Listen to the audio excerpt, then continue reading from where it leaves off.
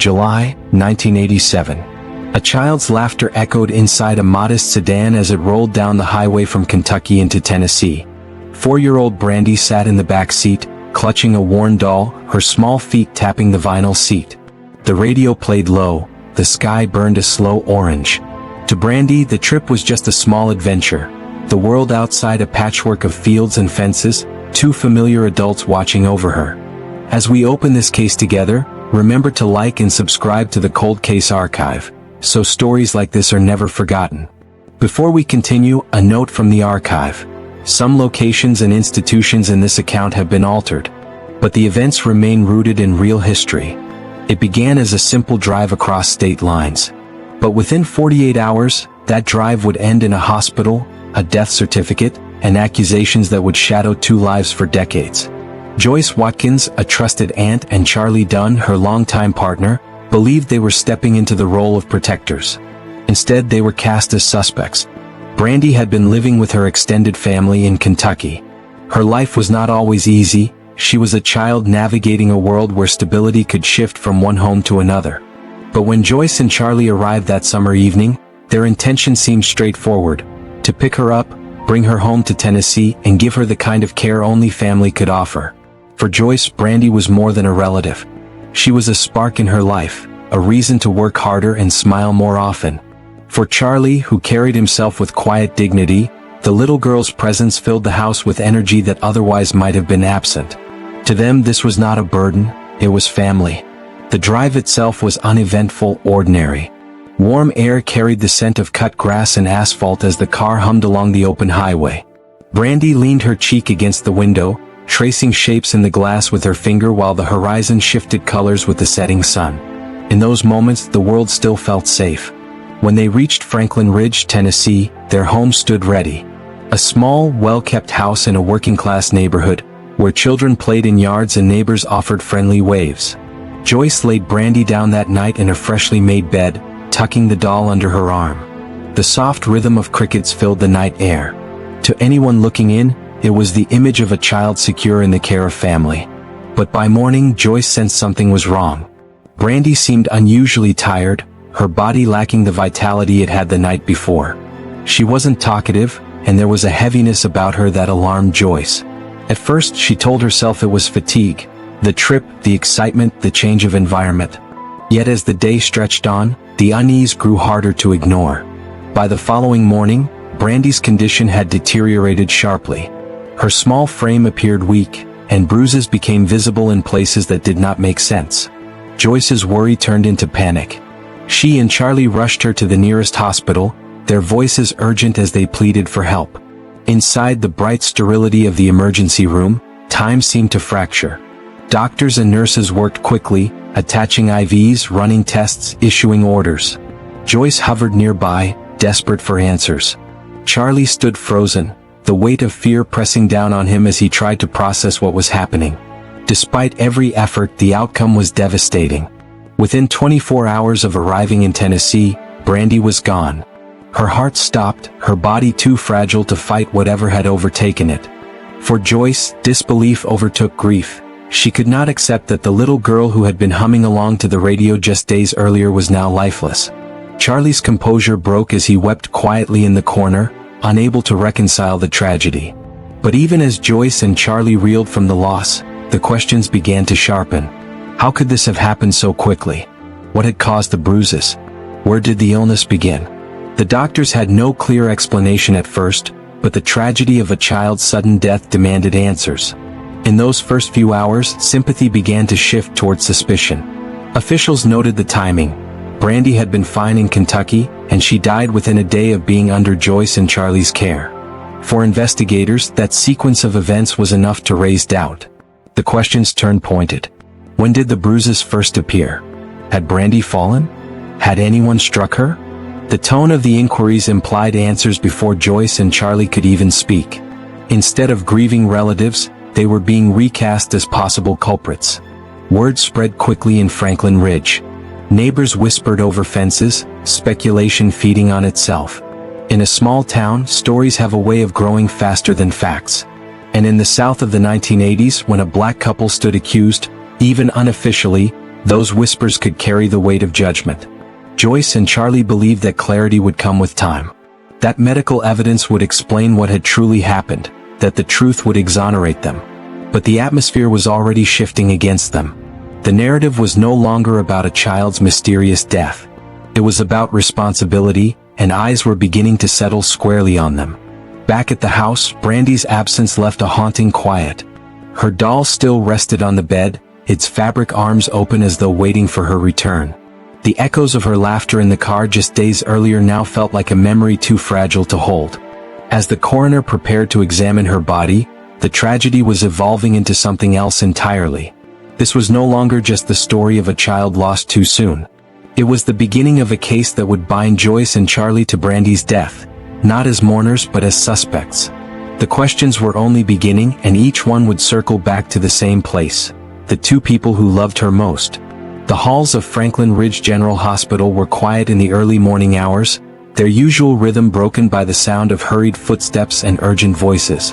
A 4-year-old girl, Brandi, had been brought in after collapsing at the home of her grandaunt Joyce and Joyce's partner, Charlie. Doctors worked frantically, but the small body on the hospital bed bore injuries that raised more questions than answers. Within 24 hours of leaving Kentucky, Brandi was gone. The news rippled through the community, whispered first among the hospital staff, then to investigators, and finally out into the neighborhoods of Franklin Ridge. A little girl's death always sparks questions, but here the questions quickly turned into suspicions. And instead of looking outward, police turned their eyes inward, toward the very people who had rushed her to the hospital. The first to be summoned was Joyce. She was exhausted, her eyes swollen from crying, her hands trembling as she recounted the drive, the panic, the phone call to 911. Charlie sat nearby, quiet but present, his jaw clenched with grief and disbelief. They expected compassion. Instead, they met the hard edge of suspicion. Investigators leaned across the metal table in the interview room. Their words were steady, rehearsed, not cruel but clinical. They told Joyce and Charlie that the medical examiner had examined Brandi's body. The conclusion: her injuries, internal bleeding, trauma, had occurred within the last 24 hours.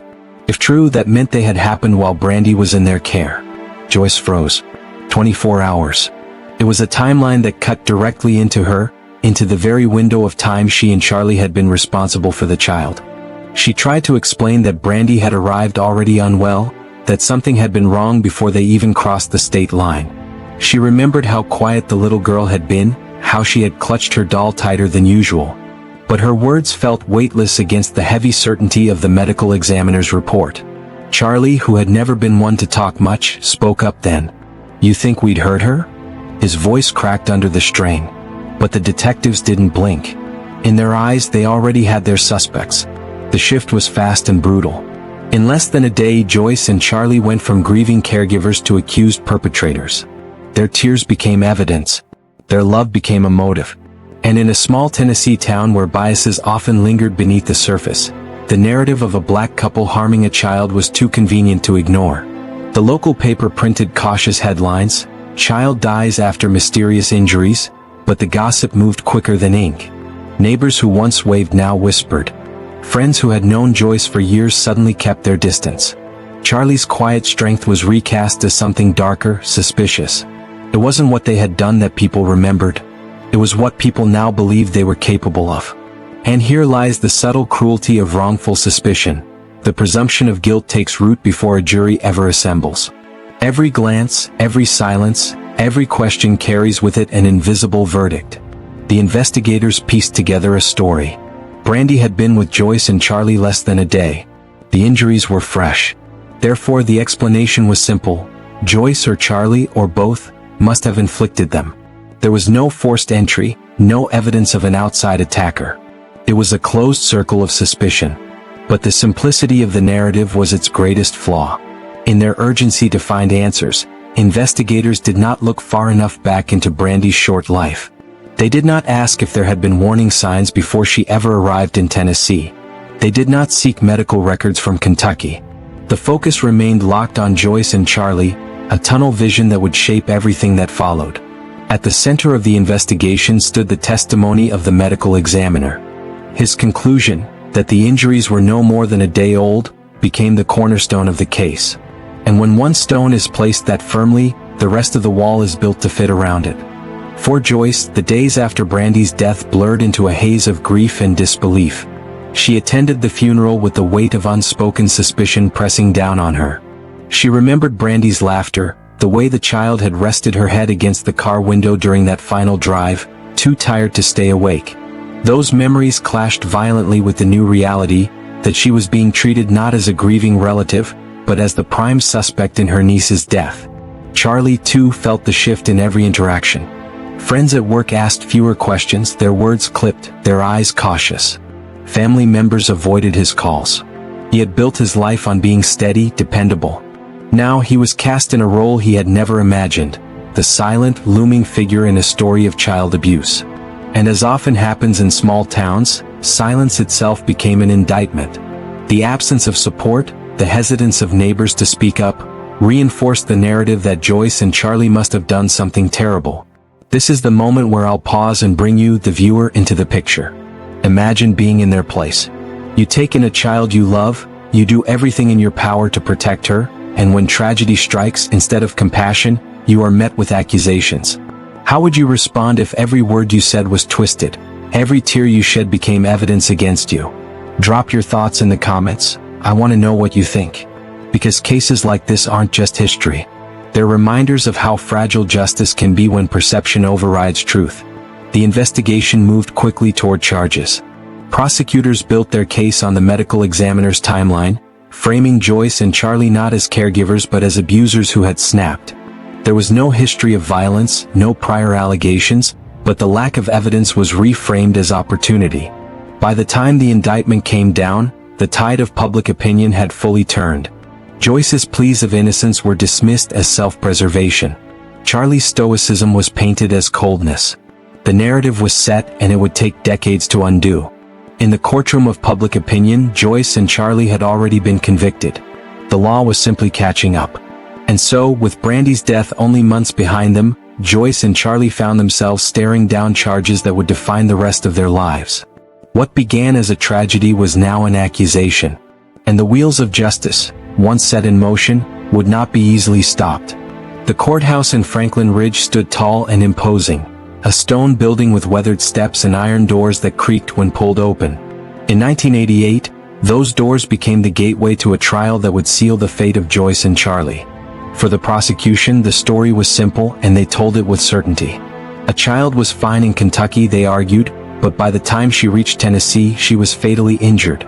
Joyce and Charlie were the only ones present. That was all the jury needed to know. But behind the clean narrative there were cracks. Cracks that would take decades to see clearly. On the first day of trial, Joyce sat at the defense table wearing a plain dress, her hands folded tightly in her lap. She looked more like a schoolteacher than a criminal defendant, but appearances mattered little in that courtroom. The jurors avoided her eyes as if to look directly might color their judgment. Charlie sat beside her, his shoulders squared, his face expressionless. Friends would later say his silence was mistaken for indifference. But inside, Charlie was fighting a storm, anger, grief, disbelief, all kept beneath the surface. He was a man raised to stay composed, to keep his emotions private. In this trial, that very composure was used against him. His restraint, intended as dignity, was recast as coldness. The prosecutor seized on that misreading. To the jury, Charlie's silence became an unspoken confession. The centerpiece of the case was the testimony of the medical examiner. He spoke with authority, telling the jury that Brandi's injuries were no more than a day old. The conclusion was clear. The trauma had to occur while she was with Joyce and Charlie. There was no cross-examination strong enough to shake that certainty. Joyce's attorney asked whether it was possible the injuries occurred earlier, perhaps before she left Kentucky. The examiner admitted that medicine wasn't perfect, but insisted the signs pointed to recent trauma. And with those words, the defense's foundation crumbled. Outside the courtroom, the local press covered the trial with cautious brevity. The headlines were restrained, but the subtext was unmistakable. A black couple stood accused of killing a child. It was the kind of story that ignited public imagination, even if the facts were thin. Whispers spread through town. Parents wondered how Joyce, a woman who had once cared for so many children in her family, could now stand accused of harming one. Charlie's reputation as a quiet, hard-working man dissolved in the shadow of suspicion. For the black community in Franklin Ridge, the trial felt familiar, too familiar. They had seen justice tilt this way before, with prosecutors leaning on assumptions rather than proof. Yet speaking out risked further alienation. So many stayed silent, watching the trial unfold with heavy hearts. And there was another silent truth.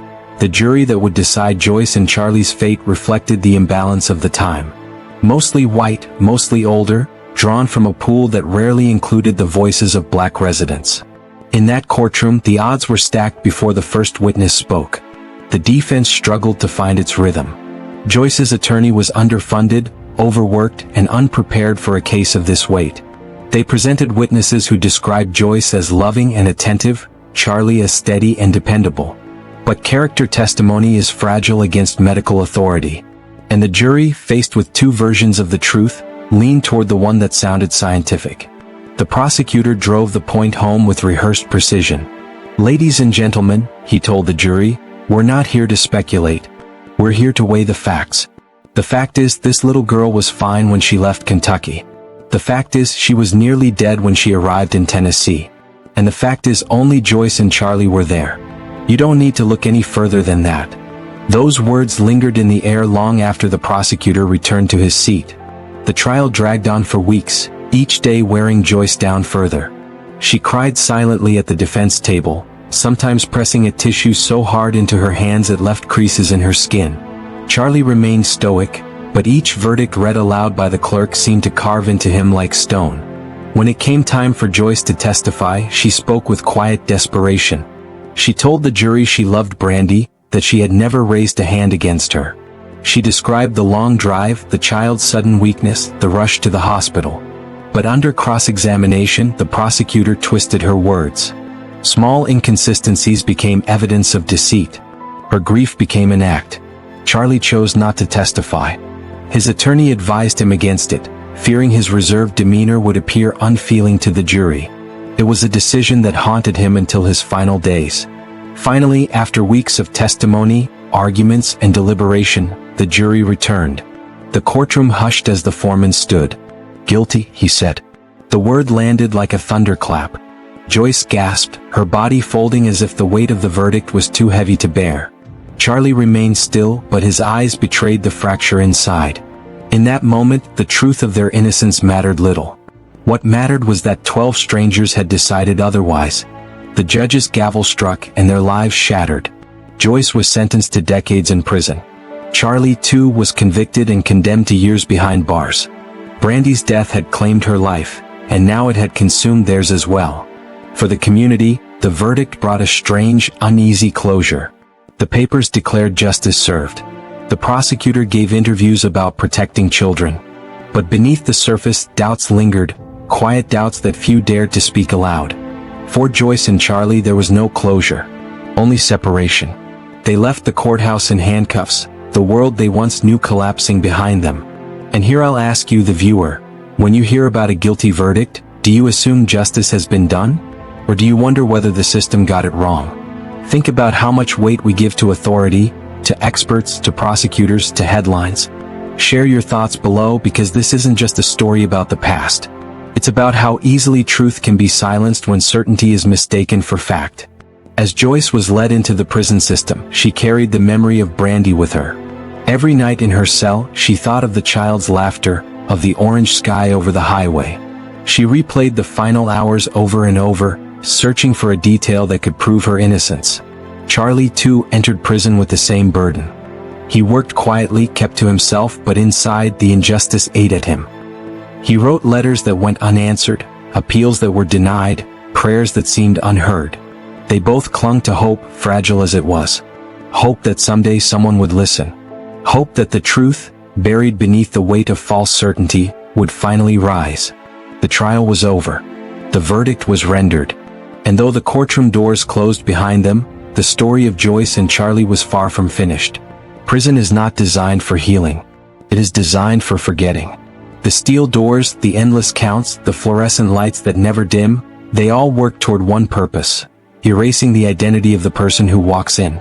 For Joyce and Charlie, 1988 was the beginning of that erasure. Joyce entered the women's prison in Nashville with nothing but the clothes on her back and the memory of Brandi's final hours seared into her heart. Every corner of that place felt hostile. The sound of keys jangling down the hall at night, the shouting between cells, the thud of boots on concrete, it all spoke of control.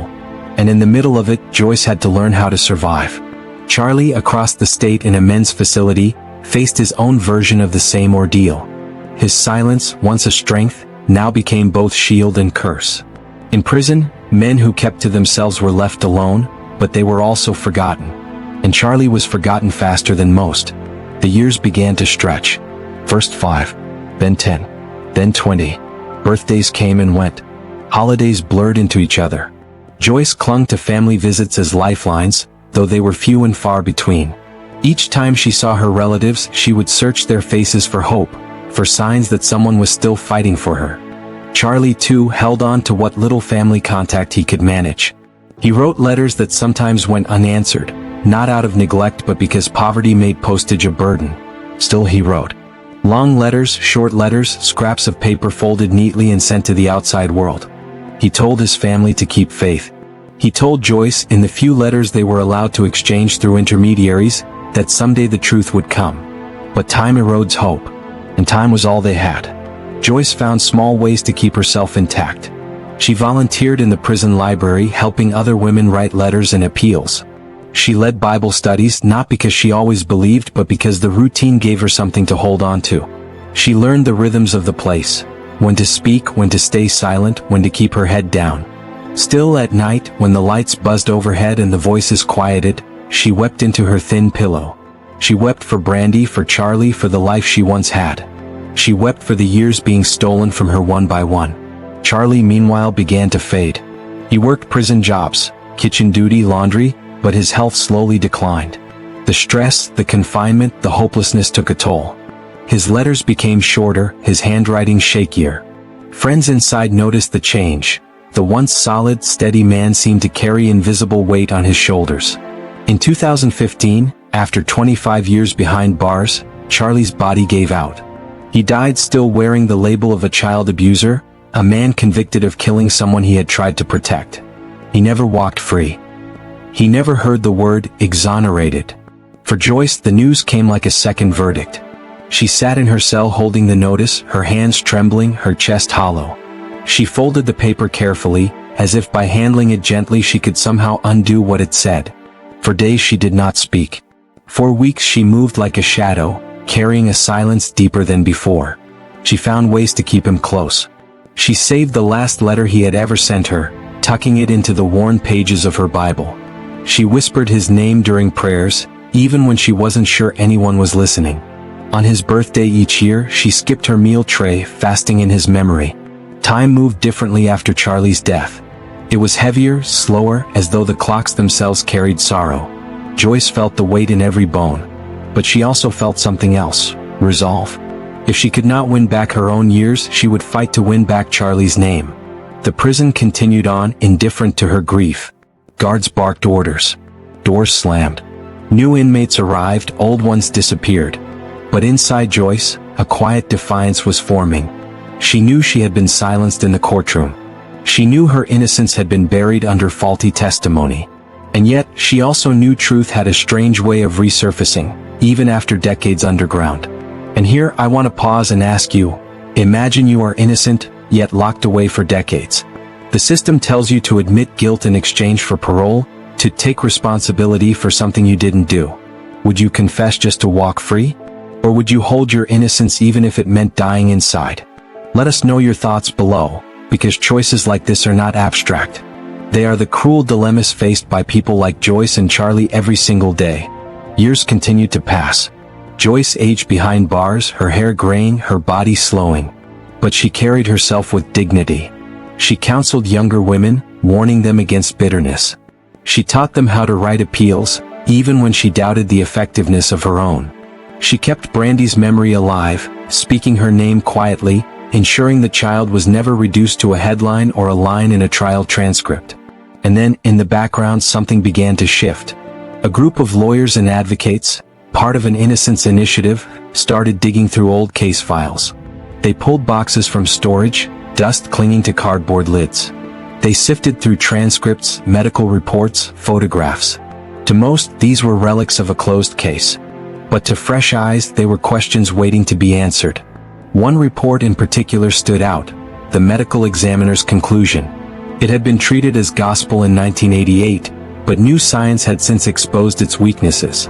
Could it be that the injuries did not occur in Tennessee after all? Could it be that Joyce and Charlie had carried a child already harmed into the hospital, only to be branded as the cause? The questions were unsettling. The answers even more so. For Joyce, the whispers of possibility reached her slowly. Letters from advocates began arriving. Short visits turned into long interviews. For the first time in decades, she sensed momentum. Something outside those prison walls was moving in her favor. The world was changing. DNA evidence, new understandings of child injury timelines, a legal system under pressure to admit its mistakes. Joyce was no longer just a forgotten inmate, she was a file being reopened, a voice being heard again.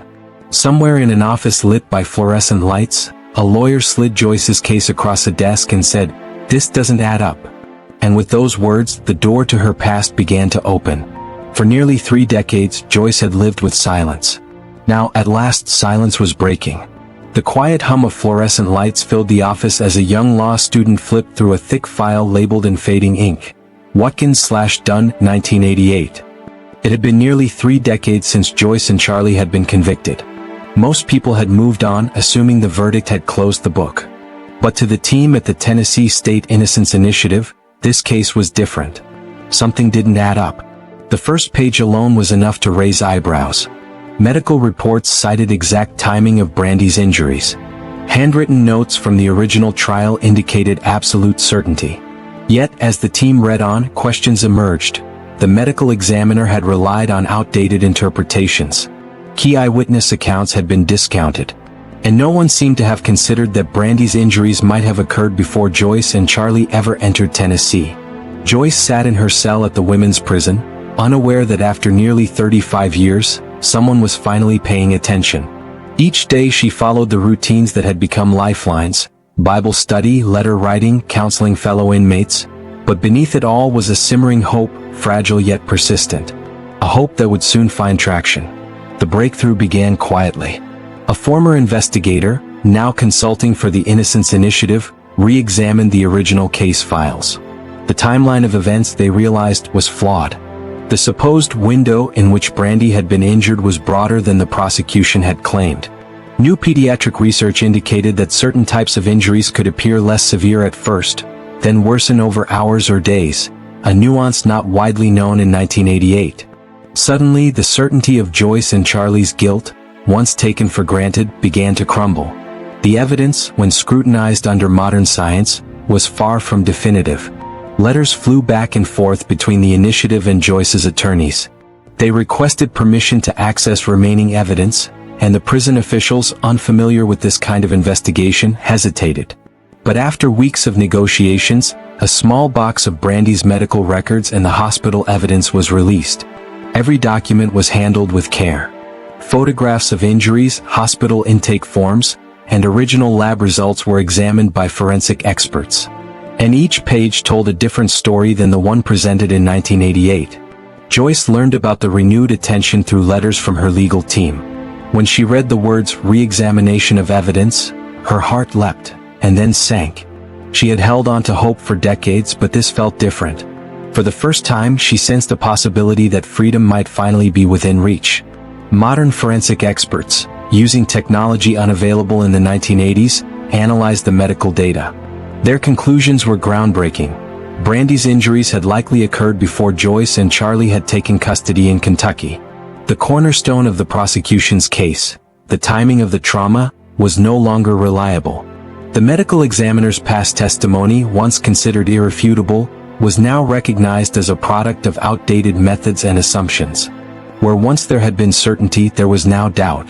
With this new evidence, Joyce's legal team filed a motion for post-conviction relief. The motion argued that Joyce and Charlie's convictions were based on flawed evidence, systemic bias, and an incomplete investigation. It detailed decades of their wrongful imprisonment, Charlie's death in custody, and the toll the system had exacted on Joyce. In court, the state initially resisted. A district attorney argued that reopening the case after so many years could undermine the finality of verdicts and disrupt public confidence.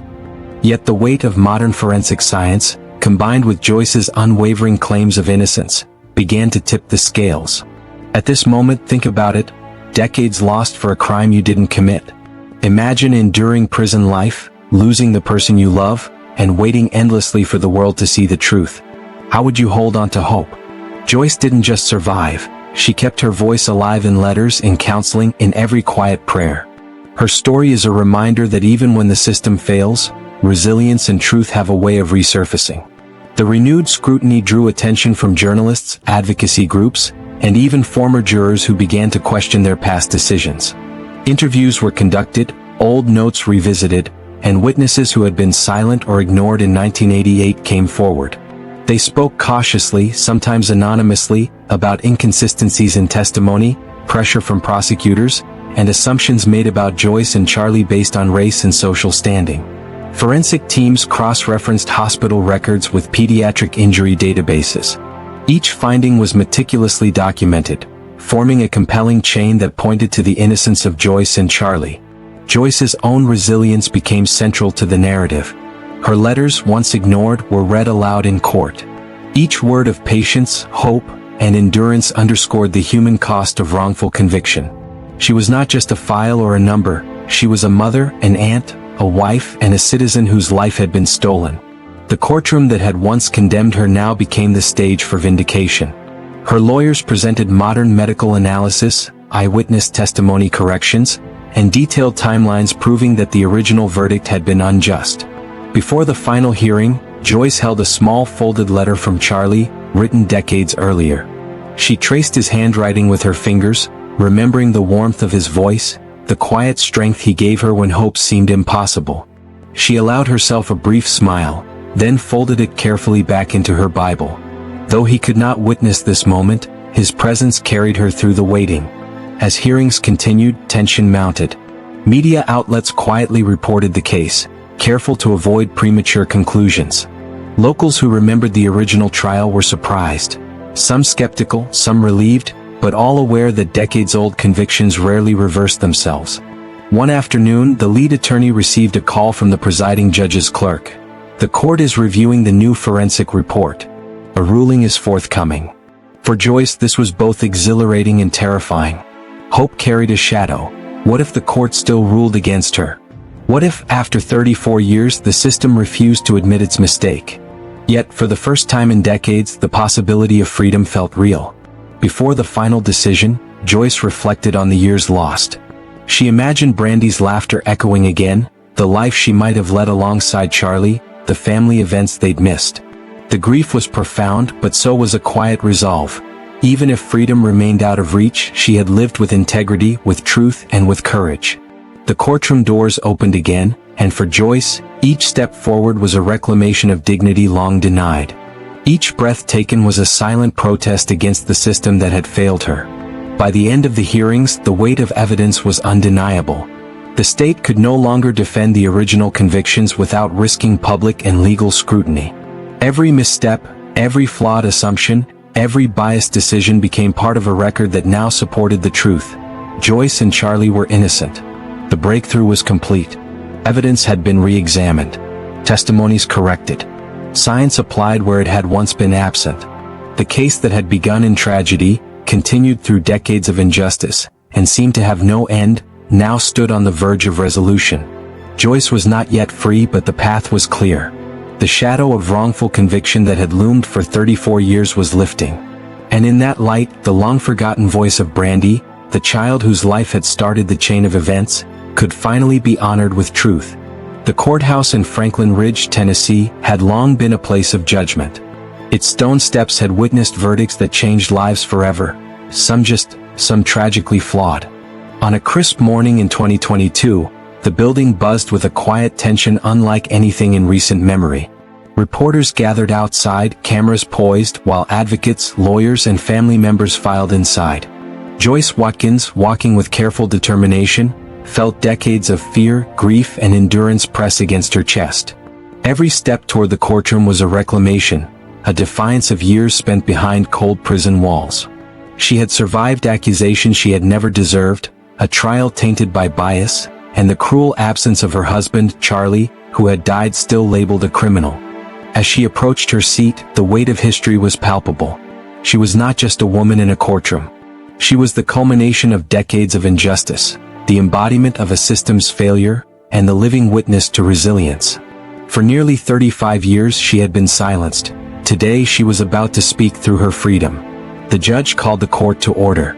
The motion for exoneration had been filed months prior, and the deliberations, careful and exhaustive, were now ready for conclusion. Evidence had been presented, testimony revisited, and forensic science applied with modern precision. Joyce's legal team summarized the decades of wrongful imprisonment, emphasizing the flaws in the original investigation. They highlighted the systemic bias that had painted a black couple as guilty with minimal proof and the devastating impact of a conviction built on outdated medical assumptions. The room was silent except for the low hum of air conditioning and the soft shuffle of papers. Every face turned toward the judge, aware that what would follow was more than a ruling, it was a reckoning. The judge's eyes scanned the evidence, the records, the sworn affidavits of experts now able to correct decades-old errors. The air was tense. Reporters whispered quietly while advocates held their breaths. Outside, family and friends who had waited years, some tearful, some stoic, exchanged glances, hope and fear intertwined. Locals who remembered the original trial watched quietly from afar, their memories of injustice mingling with anticipation. Inside, Joyce's hands trembled slightly. She reached for a folded note from Charlie written decades earlier, tucked inside her Bible. She held it briefly, imagining him there beside her, a steady presence guiding her through the storm. She drew a deep breath, centering herself. Finally, the judge spoke. After reviewing all new evidence, re-examining witness testimony, and considering the advances in forensic science, this court finds that Joyce Watkins and Charlie Dunn were wrongfully convicted in the 1988 trial of Brandi, last name altered. Their convictions are hereby vacated.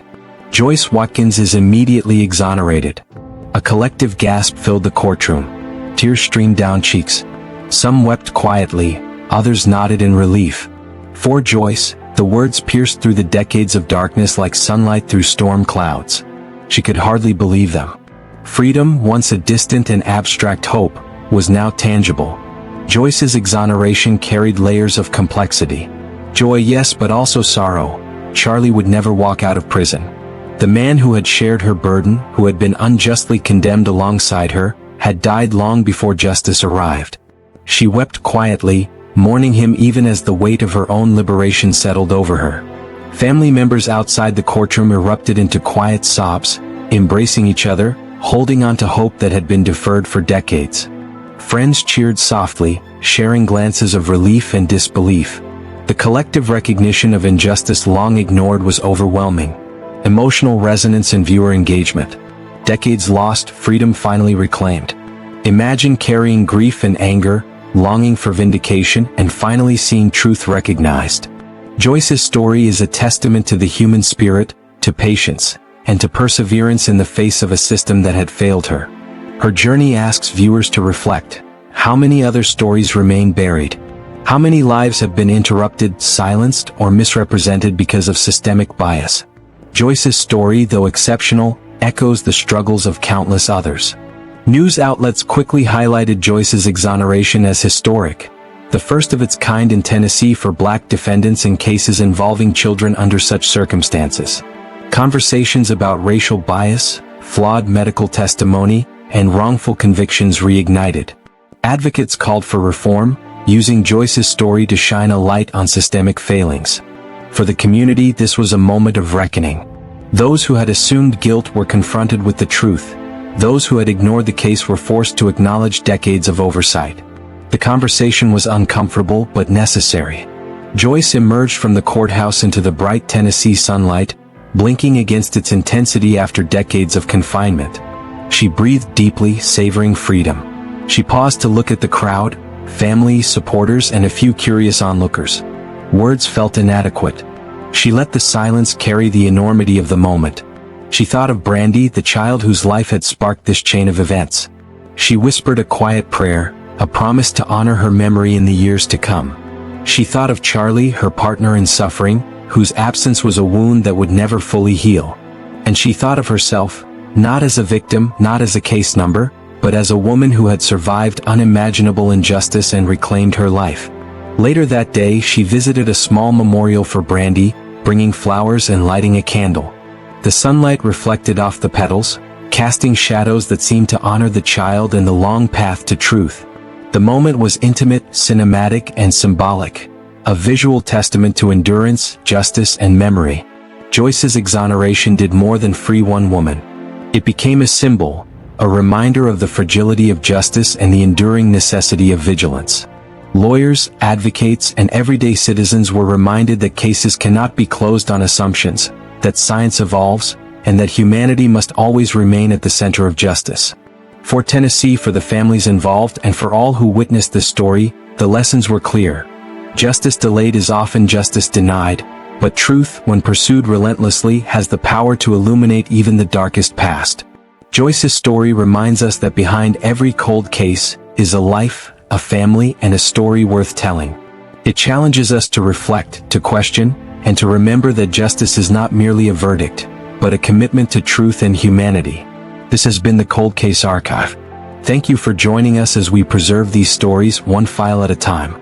Don't forget to like, share, and subscribe, so that the memory of these cases lives on, and so that voices long silenced are finally heard.